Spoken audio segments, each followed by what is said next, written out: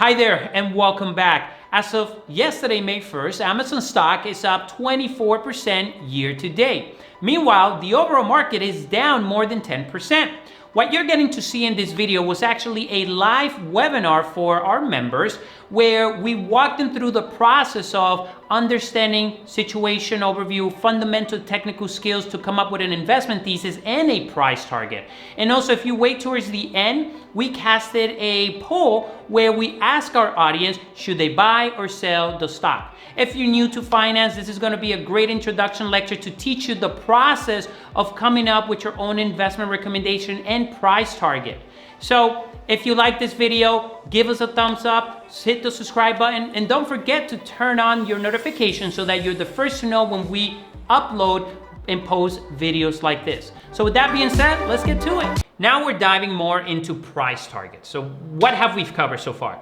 We looked at how the stock has performed. We looked at their situation. We also interpreted and read their most recent quarterly performance, and we saw what Amazon is doing right now. We also looked at the industry average.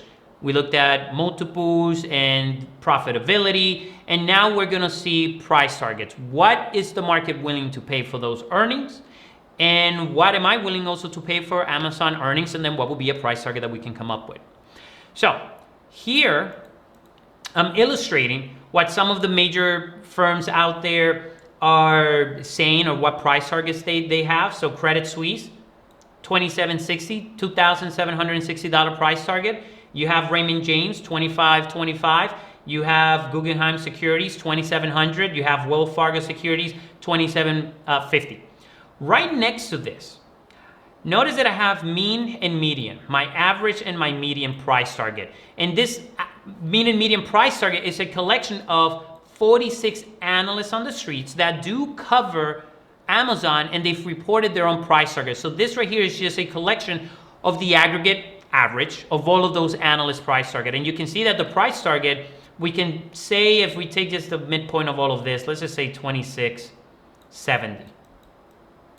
Right, would be the price target if we take the average of these two, okay, give or take. So that's what the street is anticipating for Amazon, which is higher than the current stock price.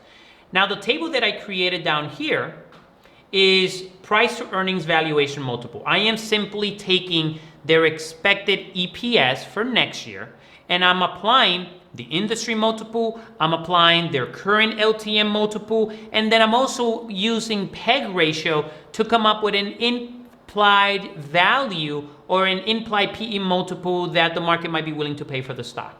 And that's what we are doing with this table. So let me walk you through this a little bit more.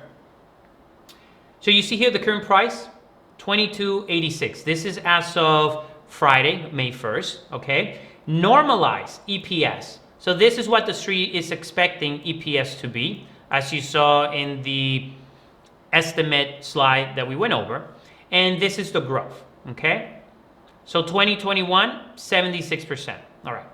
The industry PE, as you can see right here, the median is 19.5. Where did I get this number? I got it from the comp slide, so 19.5. And if you take that 19.5 and multiply by the expected earnings per share, you can see the price target, right?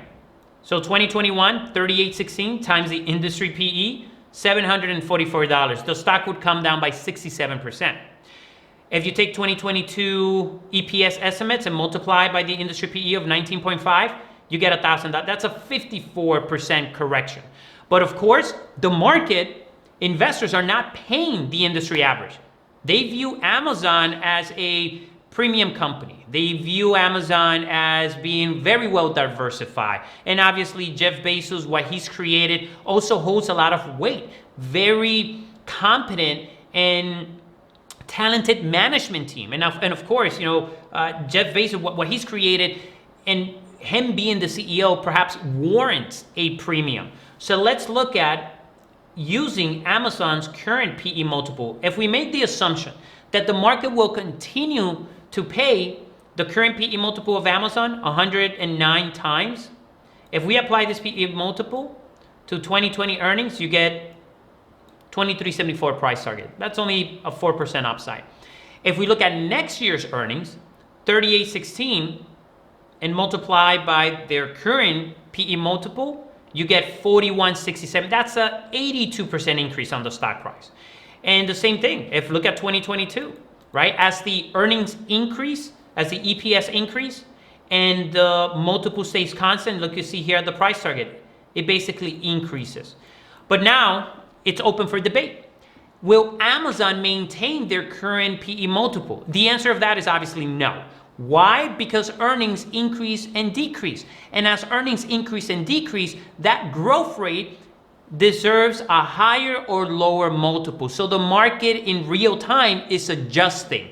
And the share price, the volatility, the multiple expands and contracts depending on the current market environment. So you need to account for that in real time. You need to understand that the growth of earnings impact the multiple. Multiples expands and contract the same way the stock increases and decreases will impact earnings. So you need to anticipate that 6 and 12 months ahead and apply this level of analysis yourself so that you can get familiar with this level of analysis. And again, is this the only way of valuing a stock? Very important. The answer is no.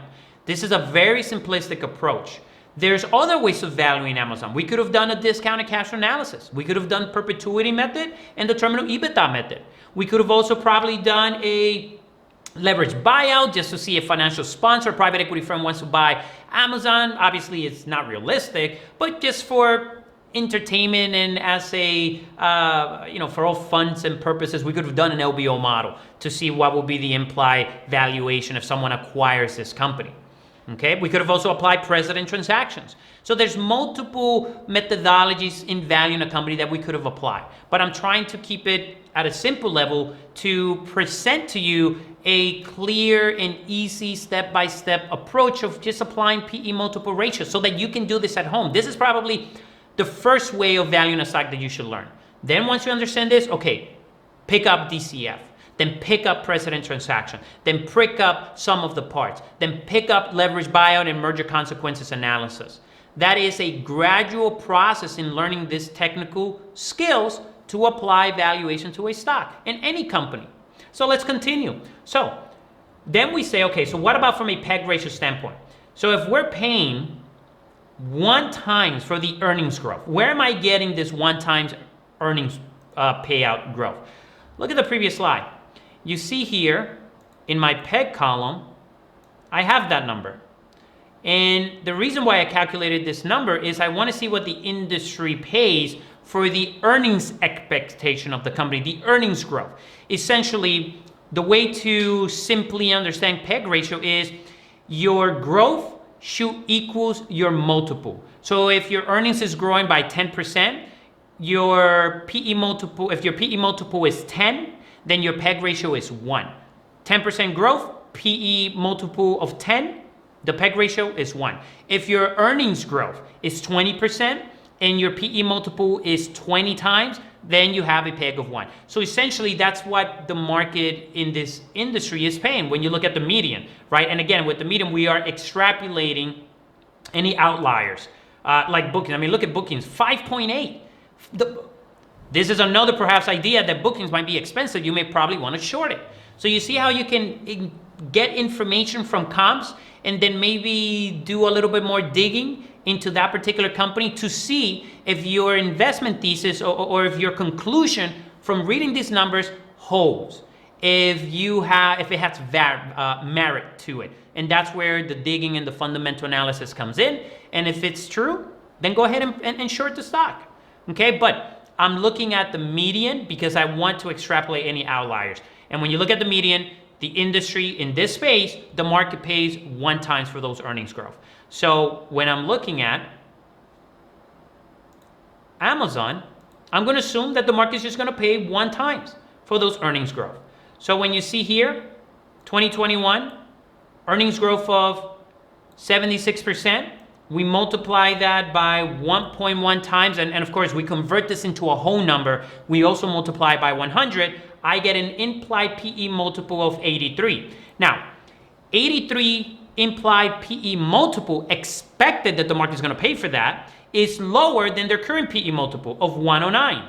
So you see that the growth of the stock, actually the growth of the earnings influences or impacts the PE multiple like I did here. But look at the price target. We get 3170 price target. That's a 39% upside. If we look at the following year, 2022, we get 42% EPS growth.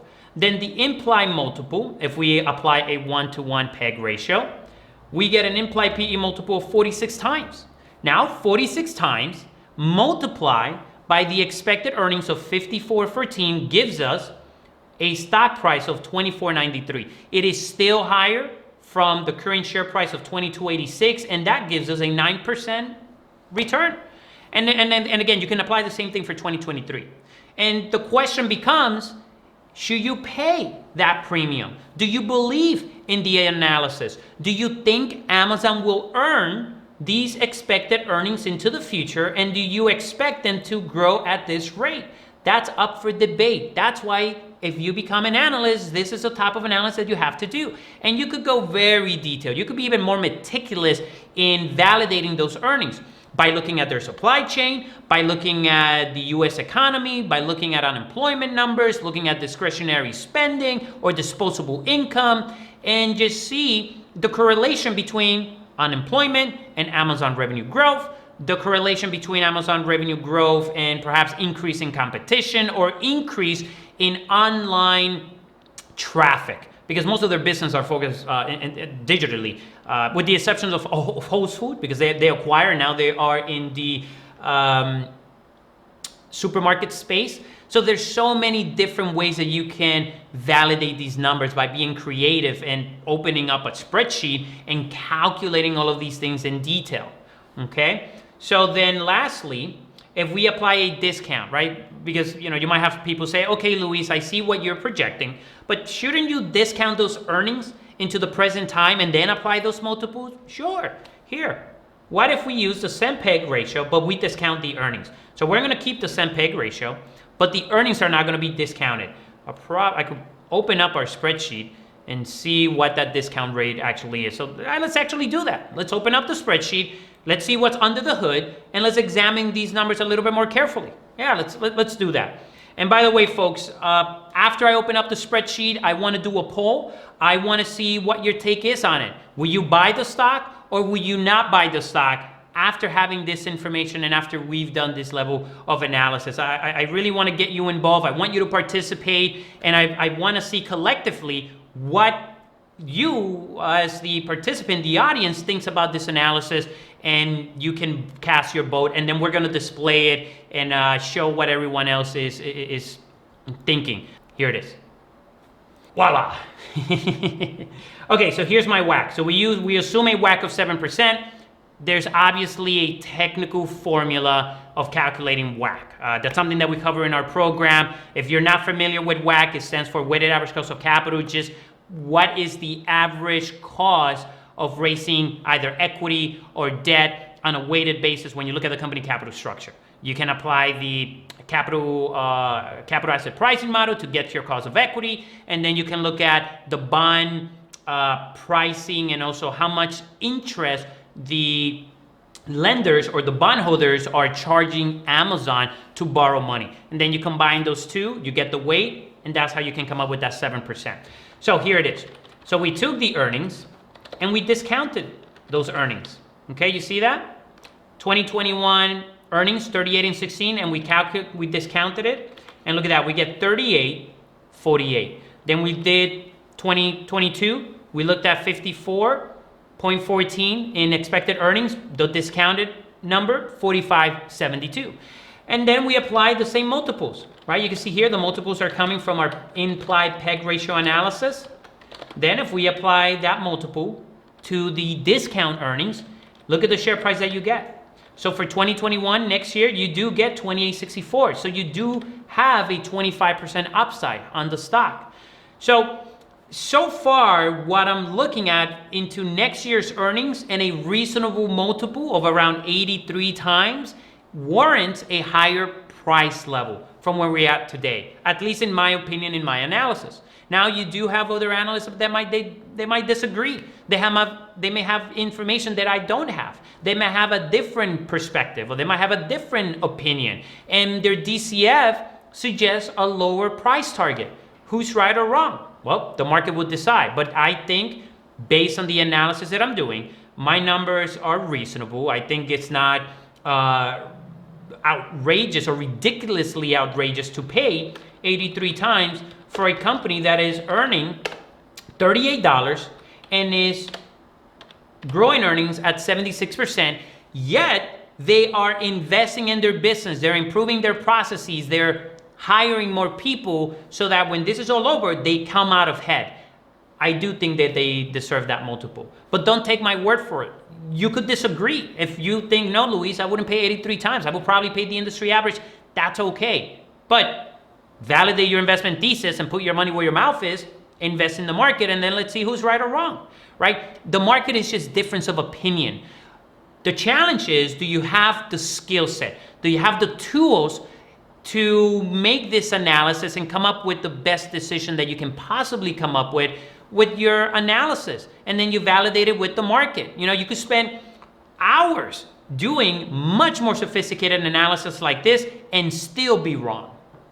This goes back to what I discussed in the stock analysis webinar, which we did a couple of weeks back, is look, you need to be nimble. You need to be aware of your own flaws or any potential blind spot that you could have in your analysis, and also be flexible to admitting that you're wrong, and then take the other direction if you're wrong, if the market proves you to be wrong. This is just part of the job. So when I look at this and then I compare what the other analysts at these other major firms are reporting, I mean, if we take the median of all of these, let's see, what are they? 27.12. Okay. Then my analysis, if I just take the median between the current PEG ratio or the discounted PEG ratio, just because I want to give some weight to both analysis. So the median between 31 and then the median between 28, I come up with 3,000. Okay. 3,000 for where they're currently at right now, 22.86. What will be the potential return on that? So let's just calculate our change. -1. It's a 32% upside on the stock. If I had to really give a price target on the stock, I would not only look at this. Now I combine my technical analysis skills. I wouldn't just do this. This is where my trading experience comes into place. This is where my experience as a portfolio manager and also having other disciplines and skills can give me an edge. So fundamentally, we arrive either, we could do 2,800 or 3,000. Before it gets to 3,000, obviously, it has to get to 2,800. So let's just say on a fundamental basis, my price target is 2,800. Okay, so let's just put that right here. Price target, 2,800. Okay, but now let's look at the charts. Technical analysis. You know, and a lot of people may not like this form of analysis. It's okay. It's just another discipline, another tool in your toolkit to have when you're doing this type of analysis. So Amazon, and I see here the wave. Let me remove all of this. Remove all drawings. Let's bring this down. So in terms of technical analysis, what I'm going to apply now is a Gartley pattern. And Gartley pattern basically says that stocks move in waves. They go up, they contract, and then they move up. But here's the key part. This first move from here to here, that wave is a measure move. You have your starting point, which is A. You have your peak point, which is V. Then you have a contraction period. This contraction period is your point B to C. And then your next move to the upside, that next wave equals to the previous wave, that A to B. And then this would be your C. So if you want to look at a very simplistic formula, A to B, for those of you that are math majors, A to B equals C to D in technical analysis. So let's go ahead and look at here. Look at what just happened. This will be your A point. This would be here your B point. This would be here your C point, and then your D point, right? If we actually expand this and look at the wave, So this is the range. I'm just going to take a very simple line to measure the wave and place it at my C point. And this is my initial price target. That would have been my initial price target at the time we were looking at. Now, look at the most recent measure move. We had this major leg. So this would be my A point over here. This would be my B point. If this is the bottom, this would be my C point. Then my D point, where would it be? So I'm going to take this measure move and I'm going to add it to my C point. And then the next expected price level on a technical basis is up here. This would be my next measured move, 2,800. So from a technical analysis standpoint, my price target is 2,800. From a fundamental standpoint, my price is 2,800. That is my price target. So I just walked you through a very simplistic yet technical approach with the fundamentals and the technical analysis, chart analysis, in coming up with a 2,800 price point. They are both in harmony, okay? And that would be my price target for Amazon. So what would I do right now? The way I see this playing out, I would probably wait for this consolidation period right here. And then once we finish this consolidation period, if it breaks this resistance level, if it breaks this area right here, I'll start buying. And then my target would be $2,800. Some people would buy it down here at the support of this range. Okay, it's up to you, but you need to have stops in place. You need to make sure you understand risk management, because this is just one investment thesis. It could work, it may not work, and then we might see this. Maybe we might see a deterioration, the stock just continues lower. You need to have stops in place. You need to be flexible, okay? So, having provided you with this information, I'm going to open up the polls, and I want you to cast your vote. I want you to place your votes, okay? Let me know. What do you think? You should be able to see this in your screen. Will you buy Amazon stock or will you sell Amazon stock? And by the way, I'm just giving you my analysis, my homework. You have to do your own homework, but if you disagree, it's okay. Again, I could be wrong in my analysis, but I could also be correct. And it's combining the fundamentals with what the chart is saying, the momentum, to find harmony and increase your probability and your chances of being correct. That's what I just did here, okay? So let's see, we have almost 70% of you have casted your votes. What about the other 30? Are you guys sleeping? Wake up, smell the coffee. There we go, okay, 80%. Okay, so while most of you are still casting your votes, let me see. If there's any question, now is the time perhaps to type in your questions and I'll try to answer them. Let's see. And I do have questions. Valerie, could you explain how you got 2,800 from a fundamental analysis? Yes, Valerie. Let's look at this again. Let me pull up my spreadsheet. How did I come up with this 2,800? This is more art than an exact science, right? The scientific approach is this analysis. It's applying different PE multiples using the industry, the current company multiple, and then seeing what the market would pay for the growth in earnings. This is the more scientific approach. But valuation is more art than science, and you also need to understand the story of the company, because companies that are growing do deserve a higher multiple than companies that are mature in a cyclical story life cycle of the business that is highly correlated to the economic expansion and contraction. So you need to understand the story of that.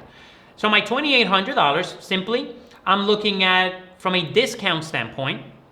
Here we go, right? 28.64. And then I'm also looking at my PEG ratio without discounting the earnings, 3,100.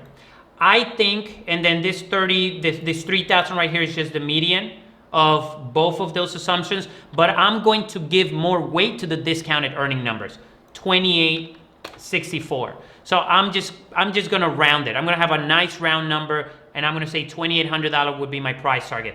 The rest of the street, right here, this medium, let me highlight this, right? The street has 27.12. I have 2,800 because I'm giving a lot more weight to my discounted earnings PEG multiple analysis. And again, I just want a whole round number. I'm bringing it down to 2,800. You might disagree. You might say, well, Luis, why not use 2,864? That's okay. There's nothing wrong with that. But I'm just walking you through my thought process, and I'm just going to have a whole round number, 2,800. That's number one on the fundamental side. Then I looked at the charts. I did my Gartley pattern, A to B equals C to D price projection, and I also got 2,800 there. So there's harmony. It's just a way for me to do sanity check. So that's how I combine both of them. So I hope that answers your question on the fundamental side, Valerie, okay? Okay, you're welcome. And by the way, we're recording this. We're going to upload it to our YouTube channel so that you can replay it and apply this analysis on any company that you may have. All right, both folks, so let's show our results. End the poll. Let's see. Share. Wow. Look at that. I hope I'm not influencing your decision here to buy. I hope I am not influencing. I'm just giving you my homework, very quick and dirty analysis, which again, you could do on your own, but you could take it a step further by doing DCF, president transaction, some of the part, you could do so many more things, and then go deeper into the business and really build a full-blown model where you have a revenue buildup, a cost buildup, depreciation schedule, your debt schedule, even an employee schedule. I mean, you can get very fancy and sophisticated with these models. But 95% of you have a buy rating on Amazon. Wow. I mean, look, it's an amazing company. It's an amazing company. And what Jeff Bezos has created, it's nothing short of amazing. This is why this company, I mean, look at their market cap. If I pull up my numbers right here, look at the market cap. That 1.1, that's 1.1 trillion. They have $1 trillion valuation, $1 trillion enterprise value. I mean, think about that. But it makes sense. Why? I mean, look at the history of Amazon. Over the last 25 years, they go from zero revenue right here, 1994, zero revenue. Then the following year, 1995, $500,000 in revenue, then 15. I mean, guys, do you understand what it takes to go from $500,000 in revenue to 15 million in revenue from one year to the next?